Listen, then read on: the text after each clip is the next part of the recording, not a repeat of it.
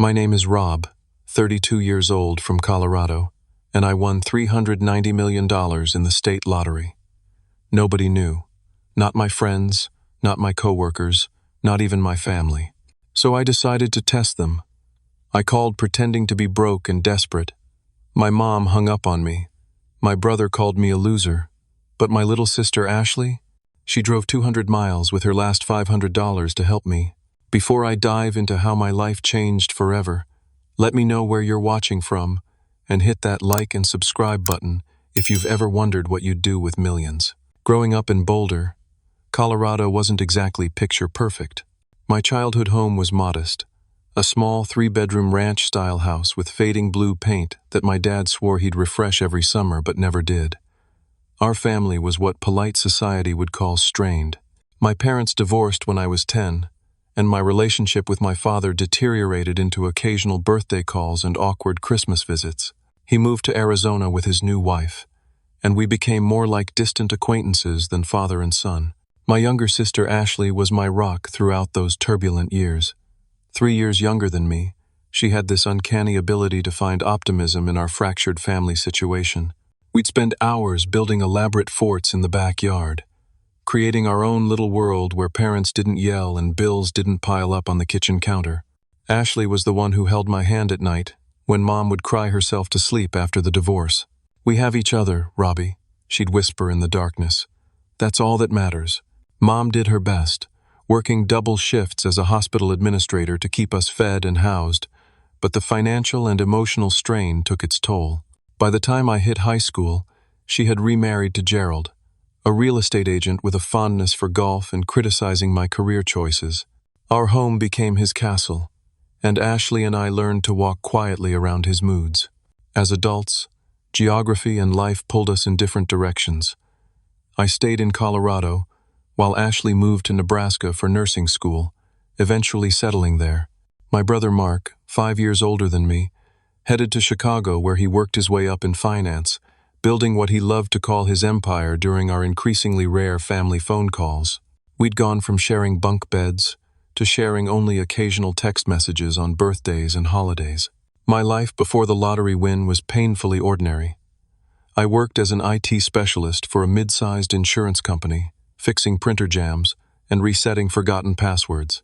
My apartment was a 1-bedroom unit in a complex full of similar 9-to-5 workers. The walls were thin enough that I knew my neighbors' TV schedules by heart.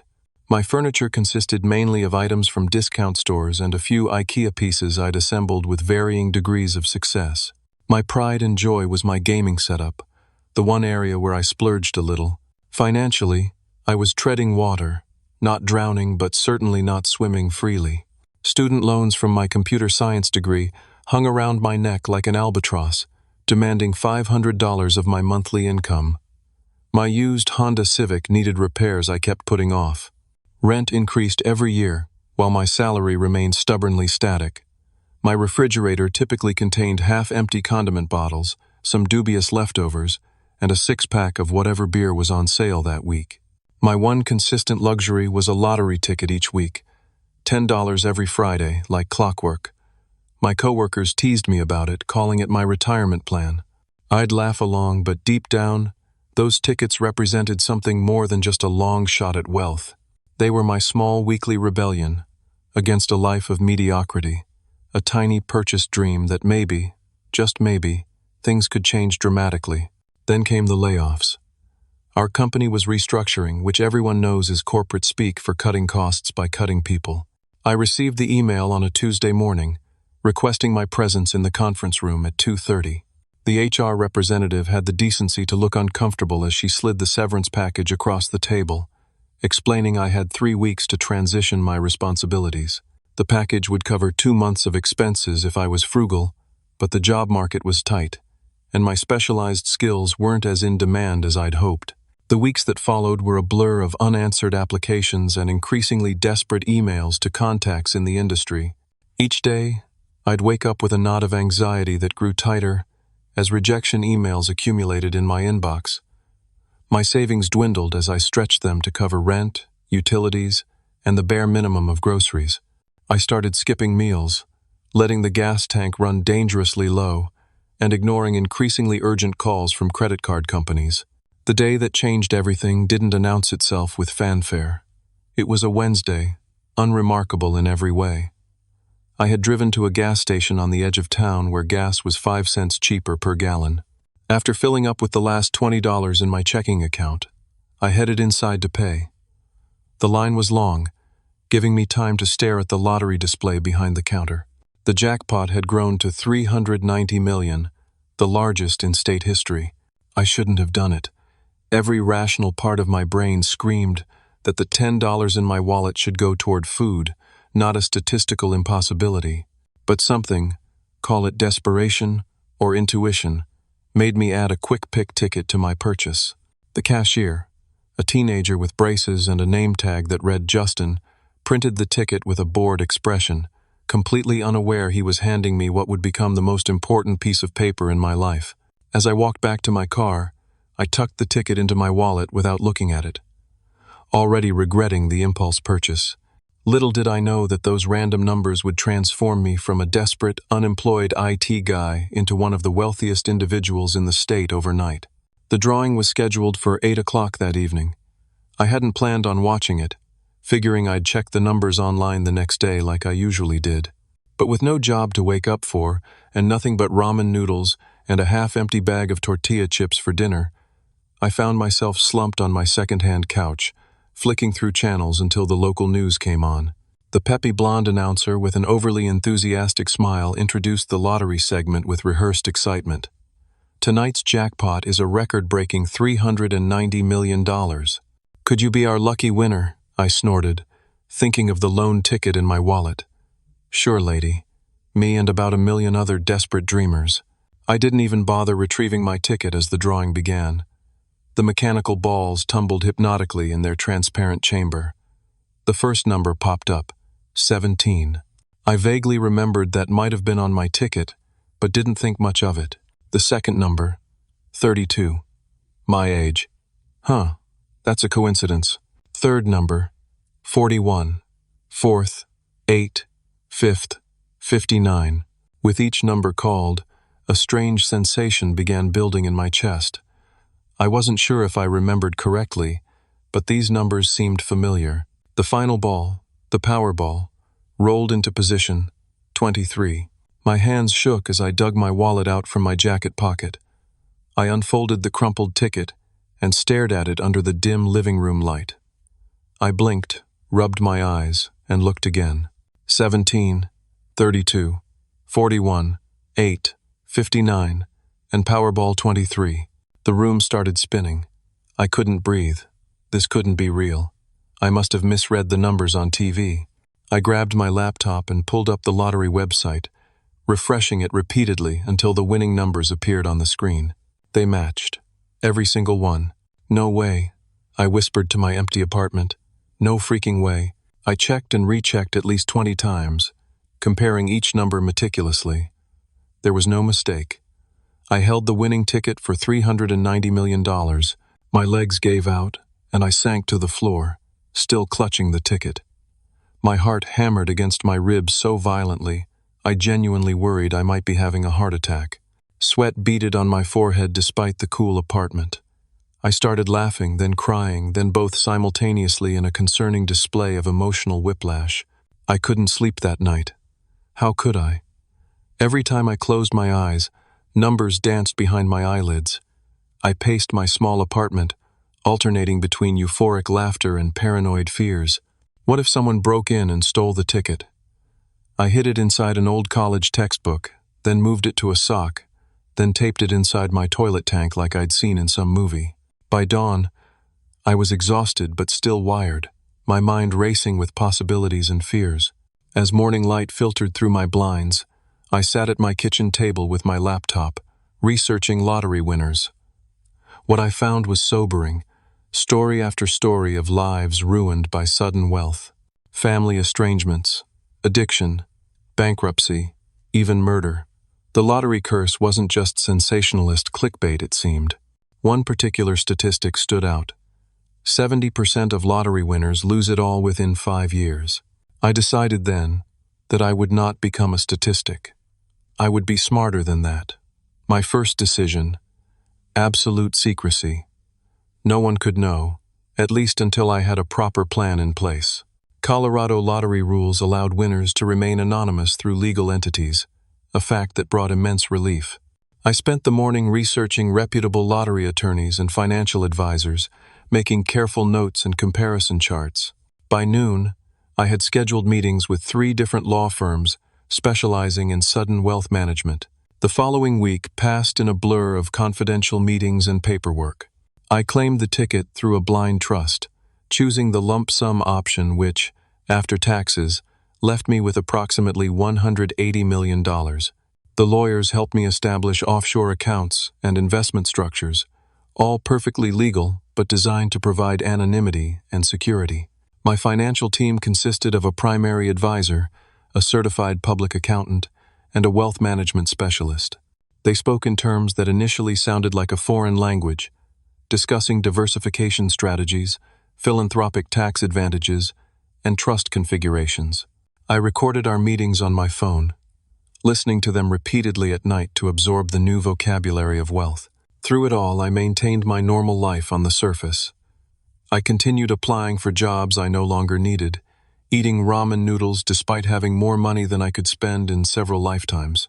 My modest apartment remained unchanged, save for the new safe I had discreetly installed in my closet floor.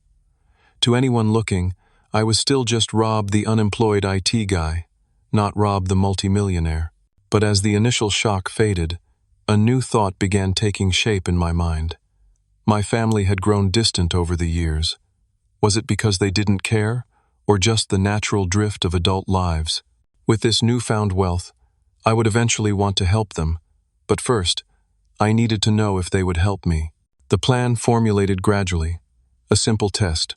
I would call each of them, claiming to be in financial distress. Nothing dramatic or life-threatening, just the real situation I had been in before the win, needing temporary help to make rent and buy groceries until a new job came through.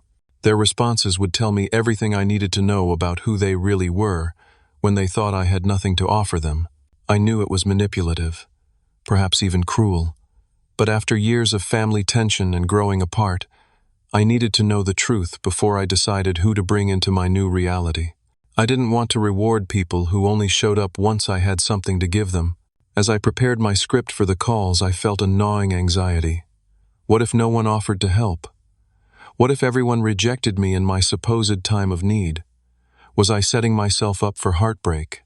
But deeper than that fear was another, more terrifying question. What if I already knew what their answers would be, and was just looking for confirmation of my worst suspicions about the people who were supposed to love me unconditionally? With shaking hands, I picked up my phone and pulled up my mother's contact information. It was time to find out exactly where I stood with my family. I rehearsed what I'd say to my mother at least a dozen times before making the call. Our relationship wasn't terrible, but it wasn't particularly close either. After her remarriage to Gerald, I became less of a priority. We spoke on holidays and birthdays, exchanged pleasantries about weather and health, but rarely delved into anything meaningful. She lived just 40 minutes away, yet I couldn't remember the last time I'd been invited over for dinner. Still, she was my mother, the woman who had nursed me through childhood illnesses, who had worked extra shifts to buy me a computer for school, who had taught me to drive in an empty parking lot with infinite patience. Surely that bond would count for something when I needed help. I took a deep breath and pressed the call button. The phone rang 3 times before she answered. "Hello? Rob? Is everything okay? You never call on Tuesdays." Her voice was tinged with surprise and a hint of suspicion. "Hi, Mom," I said, intentionally making my voice sound tired and stressed. It wasn't difficult to channel the anxiety I'd felt before the lottery win. "I'm not doing so great, actually. That's why I'm calling." "What's wrong? Are you sick?" A sliver of concern threaded through her question. "No, not sick. I got laid off a few weeks ago. I've been applying everywhere, but nothing's coming through yet. So far, this was all true. I'm running out of options, and I'm worried about making rent this month. I hate to ask, but I could really use some help." There was a pause on the line. I could almost feel the shift in her demeanor through the phone. "How much are you talking about?" Her voice had cooled several degrees. "About $5,000, I said, "just to cover rent and basic expenses until I find something. I promise I'd pay you back as soon as I'm working again."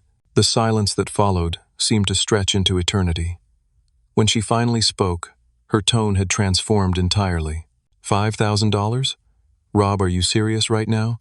That's not a small amount of money to just hand over. I know it's a lot, Mom. I wouldn't ask if I wasn't desperate. Well, Gerald and I don't just have that kind of money sitting around. We have our own bills to pay. The property taxes on the house just went up again, and we're planning a cruise next month. I felt a knot forming in my stomach. I understand. Maybe a smaller amount would help? Anything, really. I'm eating ramen for every meal and I'm worried about keeping the lights on. This is exactly what emergency funds are for, Rob, she said, her voice taking on the lecture tone I remembered from adolescence. You're 32 years old. You should have at least 6 months of expenses saved by now. This is basic financial responsibility. I did have savings, I explained, the hurt in my voice now entirely genuine, but with the medical bills from my appendectomy last year and the car repairs, there's always an excuse, isn't there? She interrupted. You know your brother never asks for money. In fact, he's doing quite well for himself. Maybe you should call him for advice on financial planning instead of asking for handouts. The comparison to Mark stung, as it always had. Mom, I'm not asking for financial advice. I'm asking for help during a rough patch. Family is supposed to help each other, and parents are supposed to teach their children to stand on their own 2 feet, she countered. Gerald always says, I babied you too much, and maybe he was right. If we bail you out now, what lesson does that teach you? I couldn't believe what I was hearing. The lesson that family supports each other when times are tough? Rob, I love you, but I think you need to figure this out on your own. It will make you stronger in the long run. Have you tried cutting expenses? Do you really need internet and cable right now? What about driving for one of those food delivery services in the evenings? As she continued listing ways I could pull myself up by my bootstraps, I felt a hollowness expanding in my chest.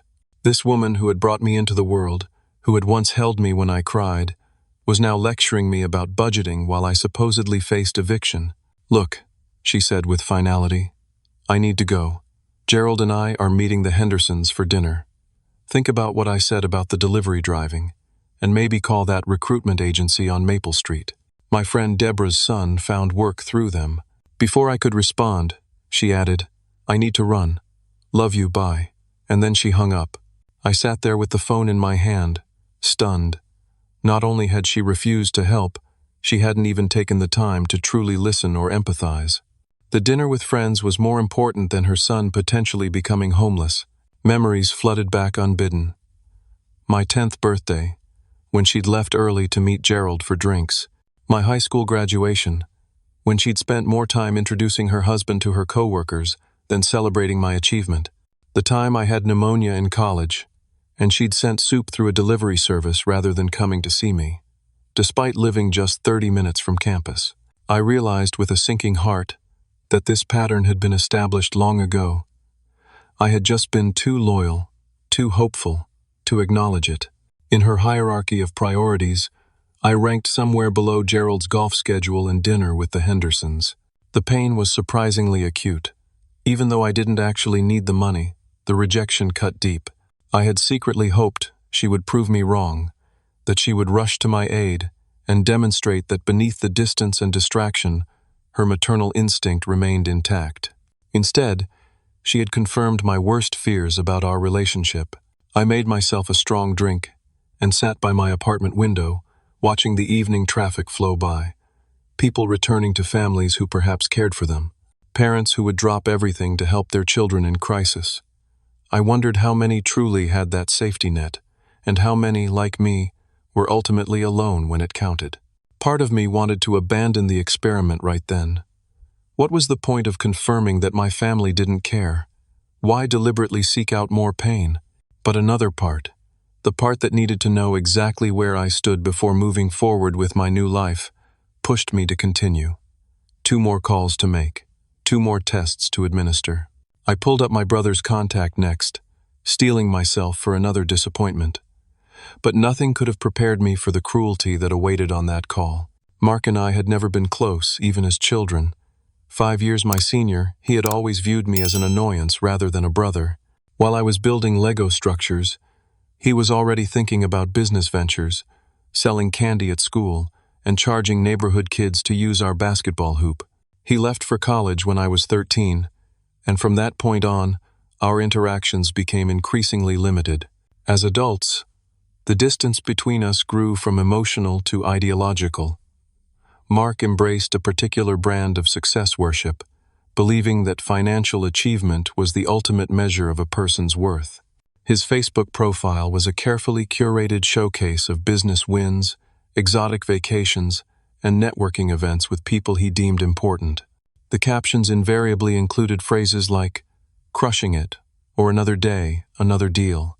The last time we'd been in the same room, at Thanksgiving 2 years prior, he had spent most of dinner talking about his condo in Chicago's Gold Coast neighborhood and the German sports car he'd just leased. When I mentioned enjoying my work in IT, he had laughed and asked, "But what's your growth strategy? When are you going to start making real money?" As if my middle-class existence was some temporary embarrassment. Despite knowing what to expect, I called him anyway. My fingers hesitated over his contact information before finally pressing the call button. He answered on the 4th ring. Ambient noise, suggesting he was at a restaurant or bar. "This better be important, Rob. I'm at dinner with clients," he said without preamble. "No hello, no how are you." "Sorry to interrupt," I said, genuine irritation mixing with my rehearsed desperation. "I wouldn't call if it wasn't important." "Well?" The impatience in his voice was palpable. "I lost my job a few weeks ago. The company downsized and eliminated my entire department."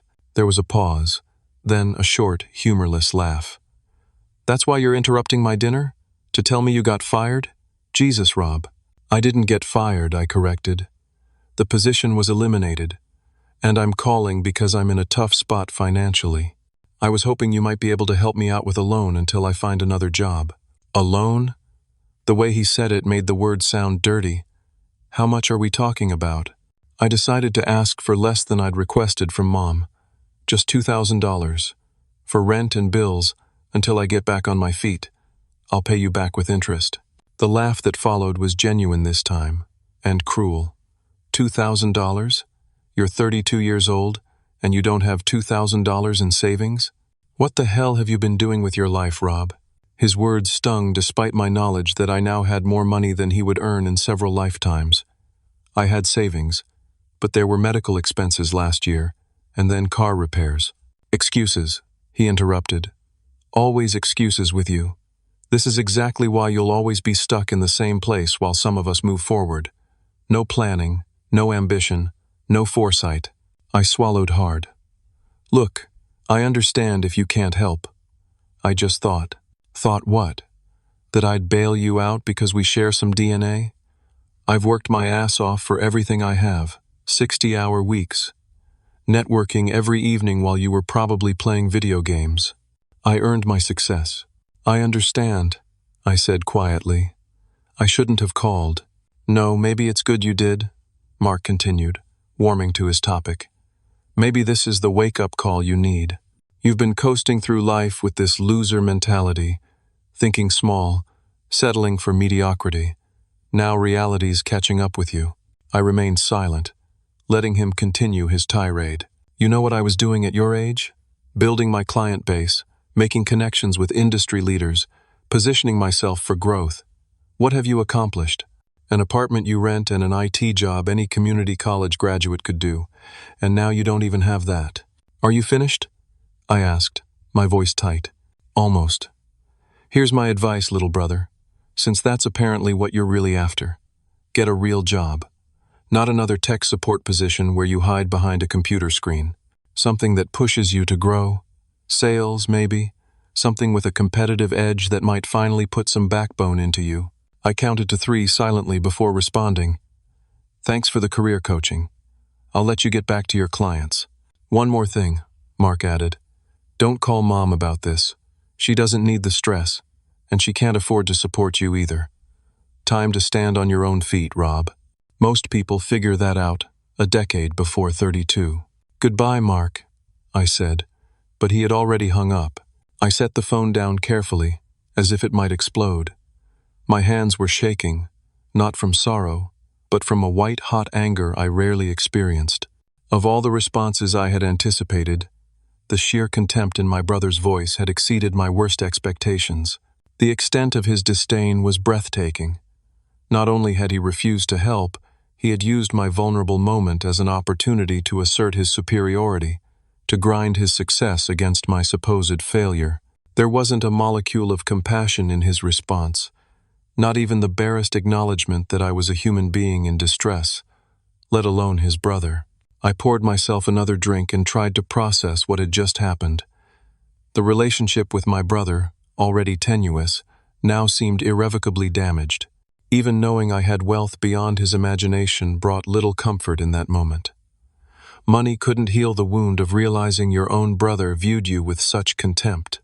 For a brief, dark moment, I fantasized about revealing my new status to him, imagining his face when he realized his loser brother now had more wealth than his entire client list combined. The thought provided a fleeting satisfaction, but it quickly soured. Revenge wasn't what I wanted. What I had truly wanted was a brother who cared, and no amount of money could purchase that. I spent that evening in a state of numb reflection, reassessing a lifetime of interactions with Mark through this harsh new lens. Had he always despised me this much? Or had his values simply become so warped by his pursuit of status that he'd lost the ability to see worth in anyone who didn't share his definition of success? As the night progressed, my anger gradually subsided, replaced by a profound sadness for what our relationship could have been in a different world. Two brothers supporting each other, celebrating victories together, helping in times of hardship. Instead, we had this toxic mess of judgment and superiority. Morning brought clarity along with the sunrise. I had one more call to make, one more family member to test. My younger sister, Ashley. We had been close as children, but life had pulled us in different directions. She was now a single mother, working as a nurse in Nebraska, raising my nephew Tyler alone after her husband left when the baby was just 3 months old. We spoke perhaps once a month, usually brief catch-up calls where she sounded perpetually exhausted. I knew she struggled financially, stretching her nursing salary to cover childcare, rent, and the basics for Tyler. The thought of asking her for money seemed particularly cruel given her circumstances, but I needed to complete this experiment to truly understand where I stood with my family.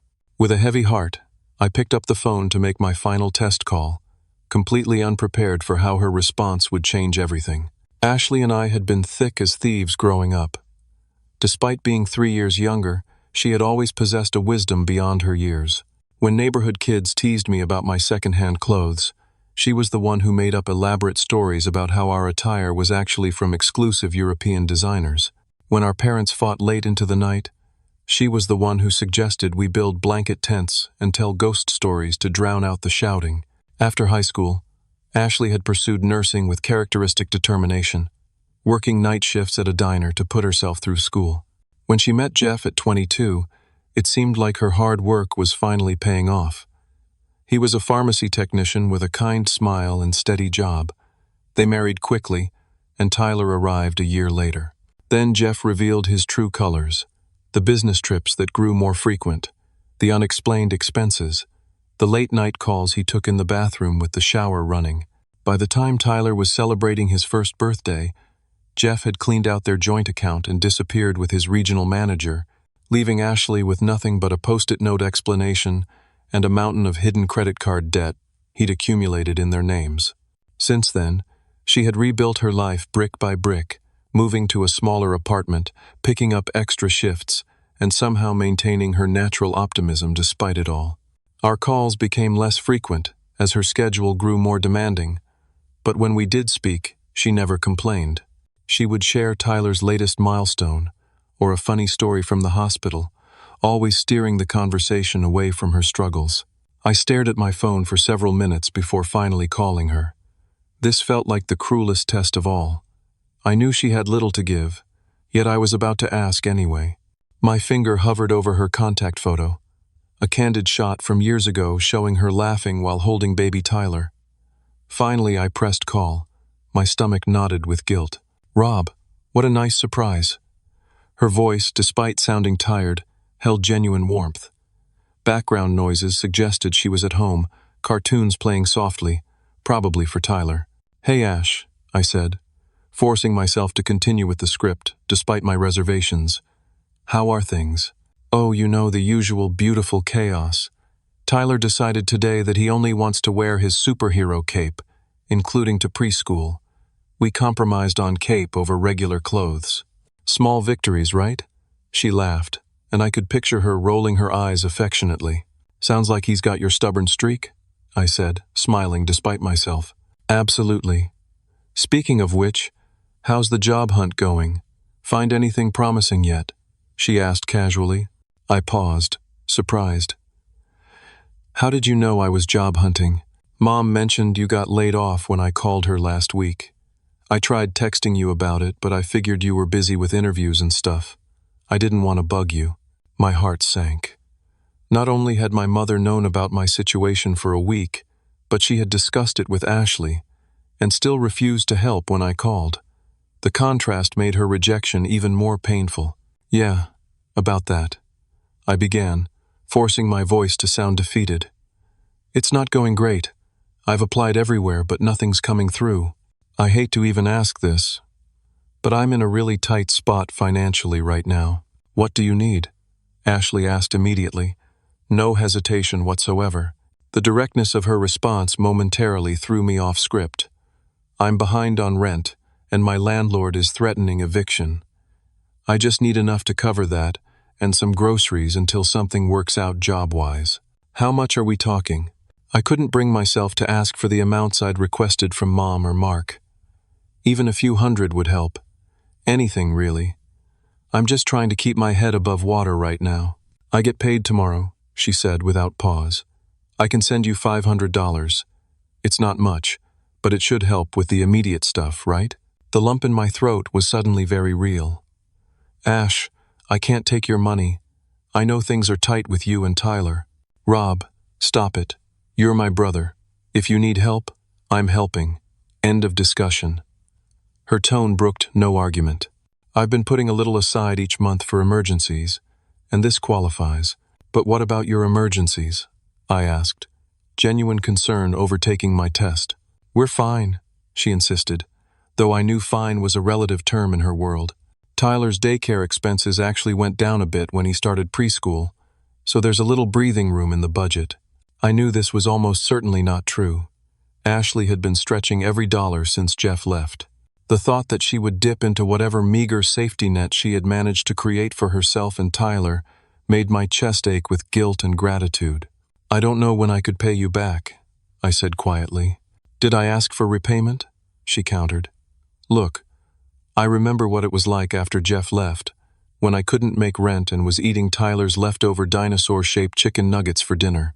You sent me money then, no questions asked. I had forgotten about that. It hadn't been much, maybe $700, all I could spare at the time. I had never expected or wanted it back. That was different, I protested weakly. How? Because I had Tyler. Being alone and scared doesn't hurt any less just because you don't have a kid. You helped me when I needed it. Now let me help you. I fell silent, overwhelmed by her generosity in the face of her own challenges. Actually, she continued, I have an idea. I have this weekend off. I could drive down and bring the money in person. It's only about 200 miles. Tyler would love to see his Uncle Rob, and honestly, I could use the change of scenery. Ash, that's a 4-hour drive each way. You can't do that with a 4-year-old. Tyler's a champion road tripper, and my car is running great since that repair last month. We'll leave early Saturday, stay the night if that's okay with you, and head back Sunday. I can bring some groceries too. I was genuinely speechless. Not only was she offering her last $500, but she was willing to drive 4 hours with a preschooler to deliver it in person and make sure I was okay. Are you still there? She asked after my prolonged silence. Yeah, I managed. I just don't know what to say. Say you'll clean your guest bathroom before we arrive, she teased. Tyler's in a phase where he needs to inspect every bathroom we encounter. It's weird but harmless. Despite everything, I laughed. It was so typically Ashley to diffuse an emotional moment with humor. The apartment's only one bedroom, I said. But I'll make up the couch for me, and you guys can take the bedroom. Perfect. We'll bring sleeping bags and make it an indoor camping adventure. Tyler will think it's the best thing ever. We finalized the details, agreeing to meet halfway at a diner in Grand Island for lunch before continuing to my place.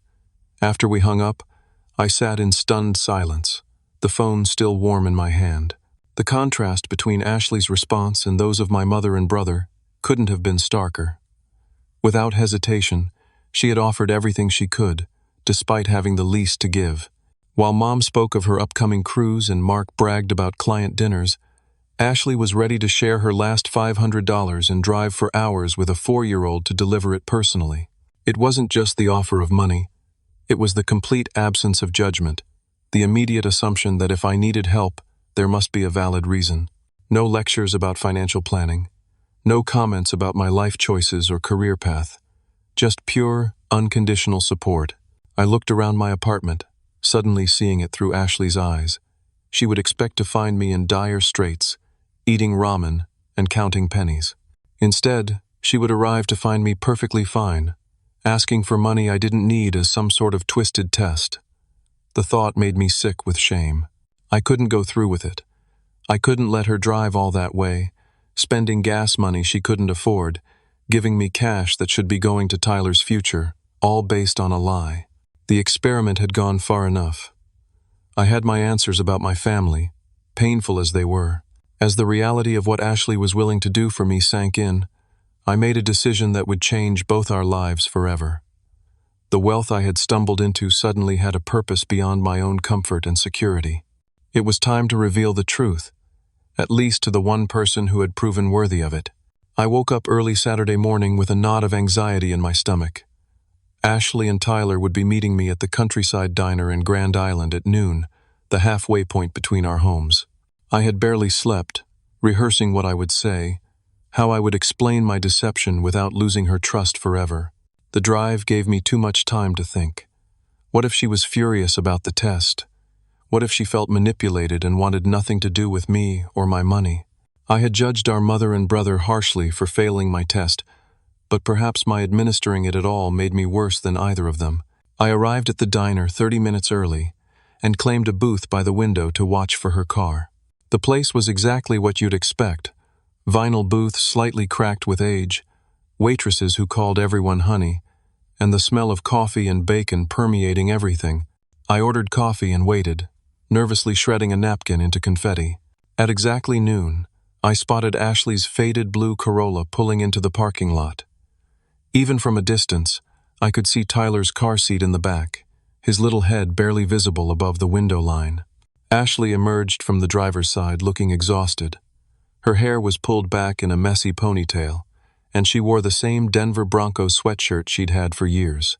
She helped Tyler out of his car seat, adjusted his small backpack covered in dinosaurs, and took his hand as they walked toward the entrance. My heart clenched at the sight. She had driven 200 miles with a 4-year-old, on her only weekend off, to bring me money she couldn't spare. All because I had lied about needing help. The bell above the door jingled as they entered. Tyler spotted me first, his face lighting up with recognition. "Uncle Rob," he shouted, breaking free from Ashley's hand to run toward me. I slid out of the booth just in time to catch him as he launched himself into my arms. "Hey, buddy, look how big you've gotten," I said, genuinely amazed at how much he'd grown since I'd last seen him at Christmas. Ashley approached more slowly, and I could see the dark circles under her eyes more clearly now. She'd tried to hide them with makeup, but the 4-hour drive had worn through her concealer. "You look good for someone supposedly living on ramen," she said with a tired smile, giving me a hug. "I was half expecting to find you gaunt and desperate." Guilt surged through me anew. "Ash, we need to talk," I said quietly as we slid into the booth. "But let's order first. You guys must be starving." Tyler needed no prompting, immediately informing the waitress that he wanted chocolate chip pancakes and chocolate milk, because it's a special trip to see Uncle Rob. Ashley ordered just a coffee, but I insisted she get a proper meal too. Eventually, she relented and ordered the farmer's breakfast. While Tyler colored the children's menu with crayons provided by the waitress, I tried to formulate how to begin my confession. Ashley beat me to it. "So what's really going on, Rob?" she asked softly, stirring cream into her coffee. "You don't look like someone who can't afford groceries." I blinked in surprise. "What do you mean? Your clothes are clean and new-looking. You've got a fresh haircut. Your phone is the latest model." She gestured to where it sat on the table. "Either you're prioritizing appearances over food, which isn't like you, or something else is happening." I should have known I couldn't fool her. Ashley had always been perceptive. "You're right," I admitted, dropping my voice to ensure Tyler remained absorbed in his coloring. I wasn't completely honest about my situation. Her face fell slightly. "If you're in some kind of trouble, Rob, just tell me. Are you gambling? Drugs? Whatever it is, we can figure it out." "No, nothing like that," I quickly reassured her. "It's actually—" I took a deep breath. "I need to show you something, but not here. After we eat, can we go somewhere more private to talk?" She studied my face, concern evident in her eyes. "You're scaring me a little, but okay." We made it through the meal with forced normalcy, focusing on Tyler's animated stories about preschool and dinosaurs. Ashley kept shooting me questioning glances, but respected my request to wait. When the check came, I insisted on paying despite her protests. "There's a park across the street," I suggested as we exited the diner. "Tyler can play on the playground while we talk." Once Tyler was happily climbing on the jungle gym within our line of sight, Ashley and I sat on a nearby bench. The fall air was crisp, leaves crunching under our feet. "Okay, spill it," she said. "What's going on that you couldn't tell me over the phone or in the diner?" I pulled out my phone and opened a secure folder, then handed it to her. On the screen was a news article with the headline, "Anonymous Winner Claims, $390 Million Lottery Jackpot."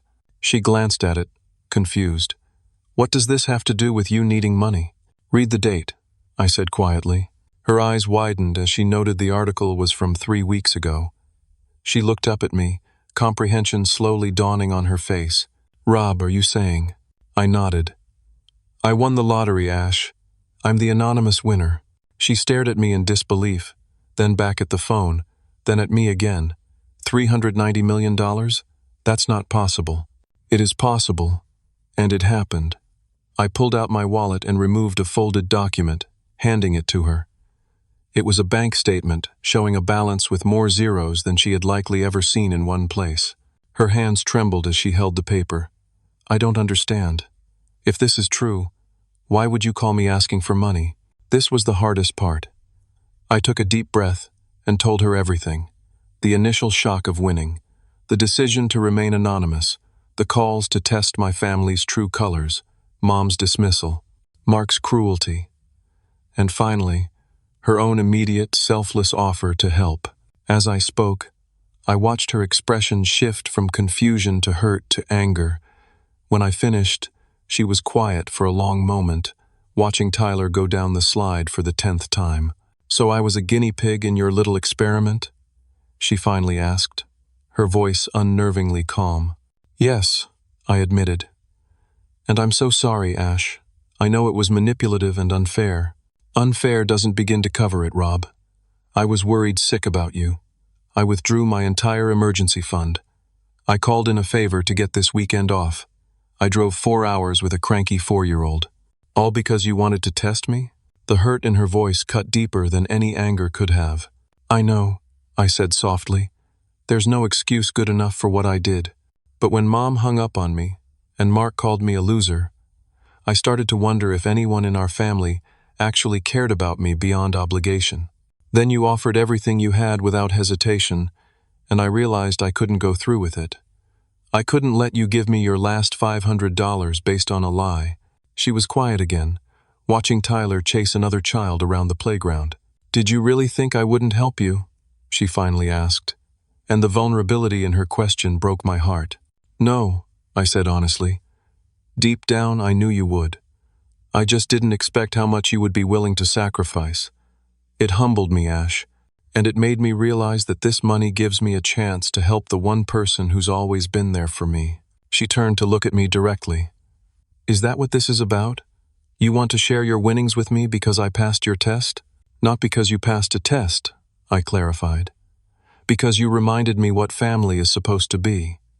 You were willing to give me everything you had when you thought I had nothing. That's not something I can ignore or forget.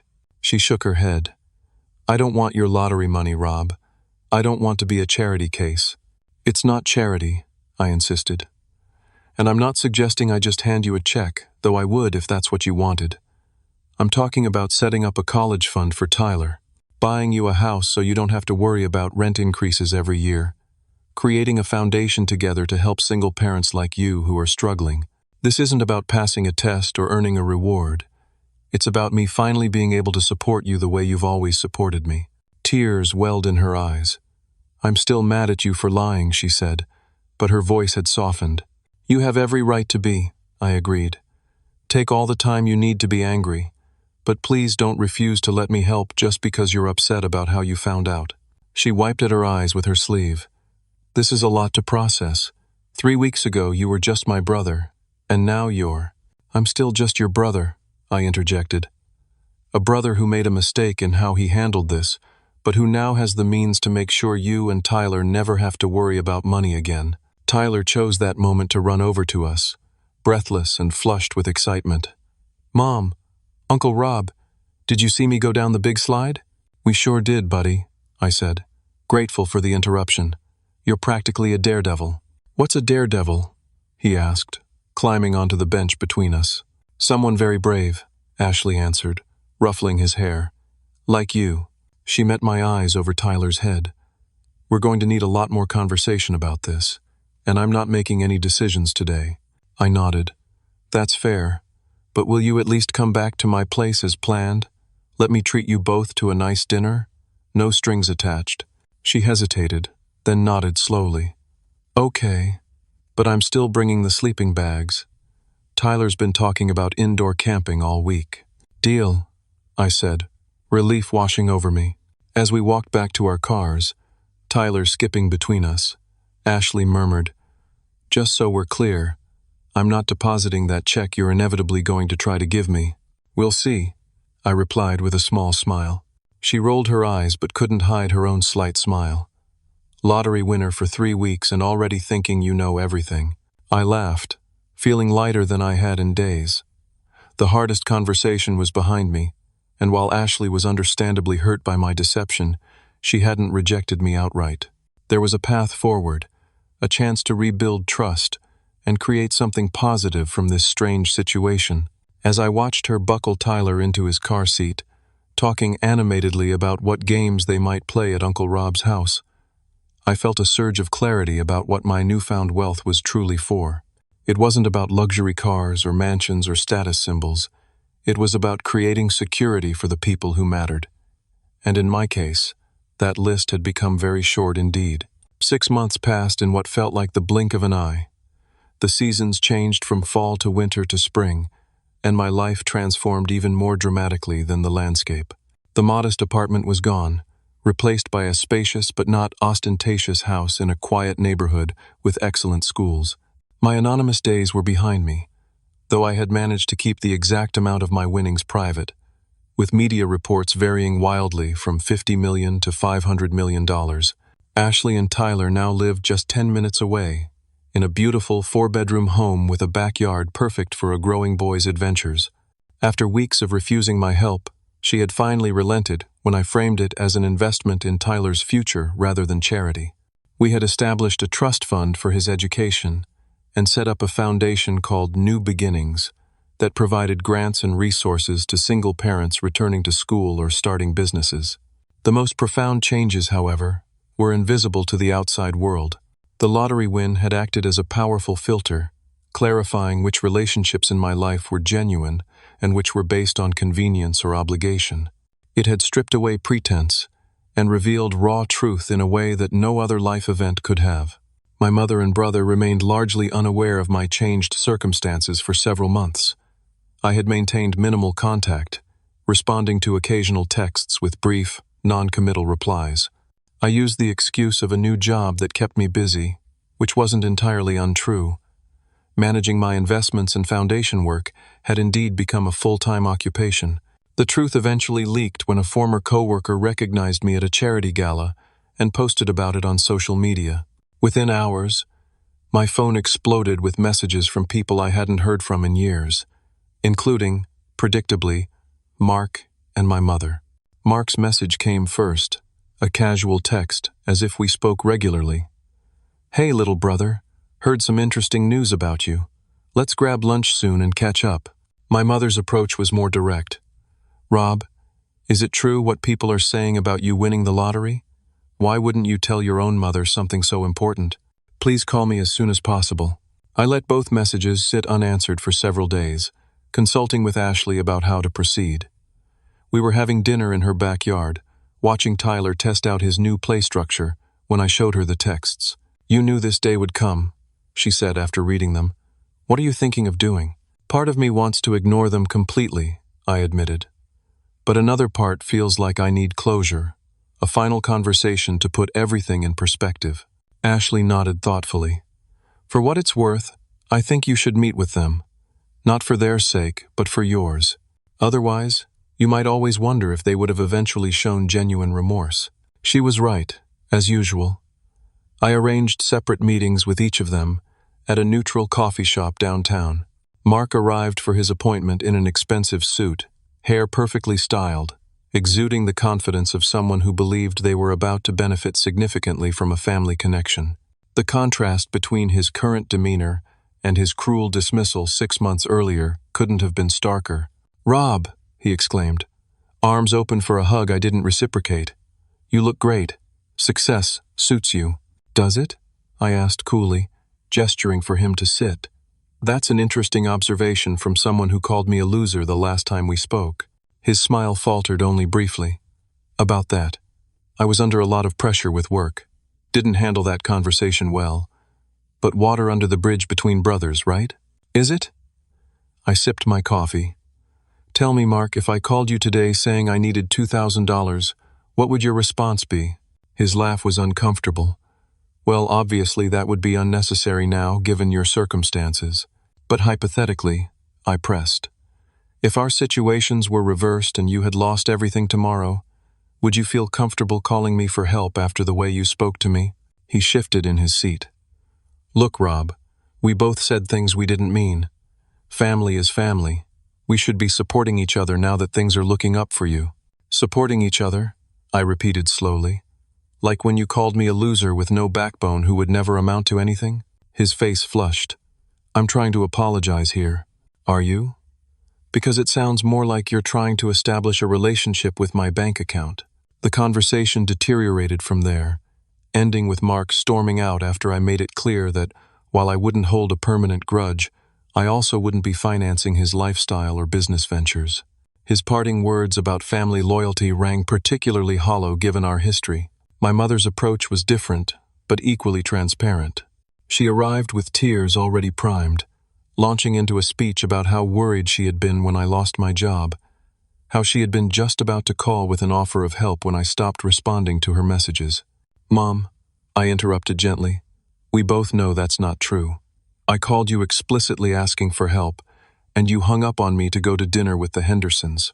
Her face crumpled in what appeared to be genuine remorse. "I was wrong, Rob. I've had a lot of time to think about it, and I failed you as a mother. I let Gerald's attitudes about money and independence influence how I treated my own son." There was something almost convincing in her contrition, a flash of the mother I had known before she became so concerned with appearances and her second husband's opinions. For a moment, I felt a flicker of hope that perhaps there was something salvageable in our relationship. Then she continued, "I was hoping we might be able to start fresh. Gerald and I have been thinking about downsizing anyway, and with your new situation, perhaps you could help us find something more suitable for retirement. Nothing extravagant, of course." And just like that, the moment was gone. The apology wasn't about recognizing her failure as a mother. It was about positioning herself to benefit from my good fortune. The pattern that had defined our relationship for years remained unchanged, Only the specific requests had been upgraded to match my new financial status. I declined to fund her retirement upgrade but offered something different. Family counseling, a chance to rebuild our relationship on healthier terms, if she was genuinely interested. Her lukewarm response told me everything I needed to know about her priorities. These conversations, painful as they were, provided an unexpected gift: freedom from obligation. The lingering guilt I had felt about distancing myself from toxic family relationships dissolved in the face of such transparent opportunism. I wasn't cutting them off out of vengeance, but I was establishing clear boundaries based on a clear understanding of who they truly were. Meanwhile, my relationship with Ashley and Tyler flourished. We traveled together, celebrated holidays without the tension that had marked family gatherings in the past, and found a comfortable rhythm of independence and interdependence. Ashley had returned to school to pursue an advanced nursing degree, something she had always dreamed of but never thought possible as a single mother. The New Beginnings Foundation grew beyond our initial vision, partnering with community colleges to offer childcare for student parents and launching a mentorship program that paired established professionals with single parents entering their fields. What had begun as a personal project to help Ashley became a mission that gave my life purpose and direction. Perhaps the most profound change was internal. Before the lottery win, I had measured my worth by others' standards, constantly feeling I was falling short, particularly in comparison to my successful brother. Now I understood that true wealth had little to do with account balances and everything to do with how you treated others when you thought they had nothing to offer in return. Ashley had been wealthy long before I won the lottery, rich in character, compassion, and courage. Her willingness to give her last $500 and drive hundreds of miles to help her brother represented a kind of abundance that no financial windfall could create. That realization had transformed how I viewed money, success, and connection. The lottery hadn't changed who people were. It had merely revealed their true characters more clearly. My mother and brother had always prioritized status and financial advantage. Ashley had always led with her heart. The $390 million had simply brought these truths into sharper focus. 1 year to the day after the fateful lottery drawing, Ashley, Tyler, and I sat on the patio of my home, watching fireflies blink in the gathering dusk. Tyler, now 5, was carefully catching and releasing them, his delighted laughter punctuating the peaceful evening. "Do you ever regret it?" Ashley asked suddenly. "The test, I mean. Would you rather not have known how Mom and Mark would react?" I considered her question carefully. "No," I finally said. "It was painful, but necessary. I might have spent years trying to buy their approval or affection, never understanding that some relationships can't be fixed with money or success." She nodded thoughtfully. "And some relationships don't need fixing because they were never broken." "Exactly," I smiled, watching Tyler race across the lawn after a particularly bright firefly. "The money gave me freedom and security, but you gave me something far more valuable. The knowledge that I was always worthy of love and support, even when I had nothing to offer in return." Ashley squeezed my hand. "That's what family is supposed to be." "I know that now," I said softly. "Better late than never." As the stars emerged above us and Tyler exhausted himself chasing magical lights through the grass, I felt a profound sense of peace. The journey from that gas station quick pick to this moment had been unpredictable and often painful, but it had led me exactly where I needed to be. I had won the lottery twice, really. Once with a random set of numbers that changed my financial reality overnight, and once with the sister who showed me what true wealth looked like long before I had millions in the bank. Have you ever wondered what you would do if you suddenly came into unexpected wealth? Would you tell everyone or keep it to yourself? If you've enjoyed this story, please hit that like button and subscribe to hear more real-life experiences. Share in the comments what you think you'd do first if you won the lottery tomorrow. Would you test your relationships like I did, or would you take a different approach? Thank you for listening to my story, and remember that sometimes life's most valuable lessons come wrapped in the most surprising packages.